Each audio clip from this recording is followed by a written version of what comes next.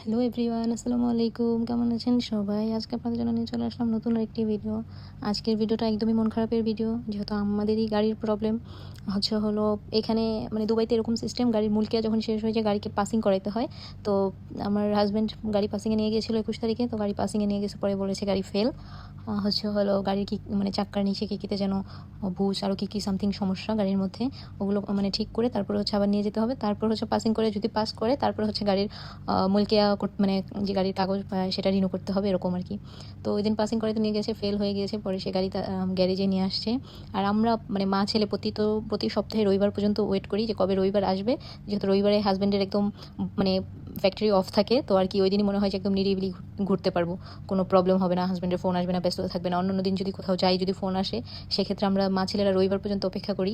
তো এখন তো কয়েকদিন আমরা মানে রবিবারেও বের হতে পারবো না। আর কতদিন লাগে এটা ঠিক করতে, জাস্ট এটা ঠিক করে তো পাসিং করে আনছে। তারপরে আরও কিছু গাড়ির কাজ আছে, সেগুলো করতে হবে। তারপরে গাড়ির মুলকিয়া করতে হবে। এগুলো একটু সময় সাপেক্ষর ব্যাপার। জাস্ট এখন এগুলো করে তারপরে গাড়ির মুলকিয়া মানে গাড়িটা পাসিং করে নিয়ে আসে, মুলকিয়া তো তারপরে করতে দিবে। এই যেগুলো সব মানে এগুলোতেই ঝামেলা ছিল।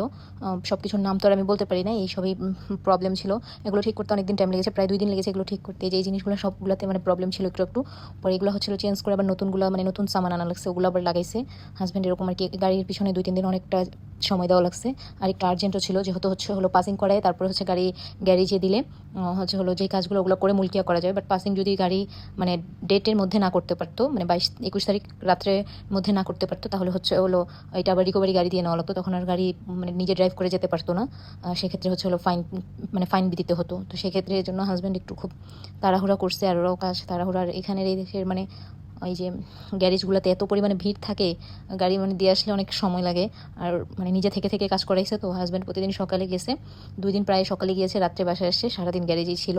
আর এগুলো একটা যে গাড়ির যে সামানপত্রগুলো খুঁজে কিনে আনতে অনেকটা টাইম লাগে। এখন এই চাকা খুলে মানে সামনের চাকার ভিতরের জিনিসগুলোর ভিতরে প্রবলেম। তো ওগুলোও মানে কিনে আনছে নতুনগুলো, এখন নতুনগুলো লাগাবে। সব জিনিসের নাম তো আমরা বলতে পারবো না। এখানে যা প্রবলেম ছিল ওই পাসিংয়ের পেপারের মধ্যে লেখা থাকে কী প্রবলেম থাকে, তারপর ওরা মুখেও বলে দেয়। তো ওগুলো গ্যারেজে গিয়ে বললে ওরা বুঝে নেয় কোন জিনিসের প্রবলেম।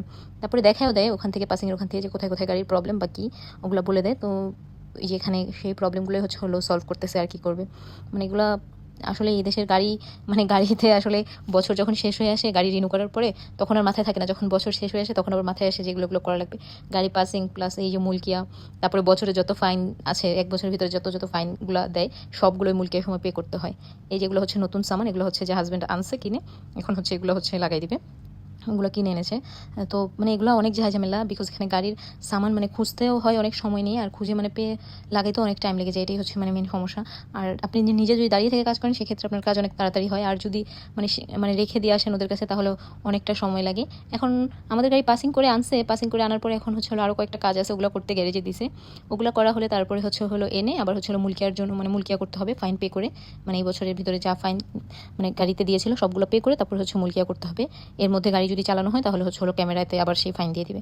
তো সেগুলো যাই হোক, এখন এগুলো এখন লাগিয়ে দিবে। এগুলো লাগানোর পরে ওই যে পাসিং সেন্টারে নিয়ে যেতে হবে গাড়ি পাস করানোর জন্য।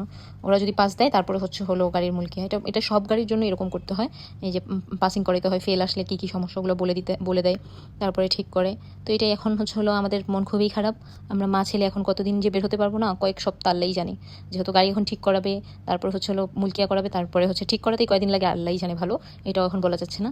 এই যে এখানে সামান এগুলো খুঁজে বের করতে হয়। একবার হাজব্যান্ড গিয়ে এনেছে, ওইটার নাম্বার আবার নাকি হয় নাই, আবার আরেক রকম। মানে এগুলো গাড়ির ঝামেলাগুলো অনেক ঝামেলা আসলে। তো যাই হোক, এখন কবে যে বের হব, ঘুরতে যাব, সেটা তো এখন আর বলতে পারি না। এখন দুঃখের বিষয়টাই আপনাদের সাথে শেয়ার করলাম। তো আজকের ভিডিও এই পর্যন্তই। সবাই ভালো থাকবেন, সুস্থ থাকবেন, আল্লাহ হাফেজ। আর সবাই আমাদের জন্য বেশি বেশি দোয়া করবেন অবশ্যই।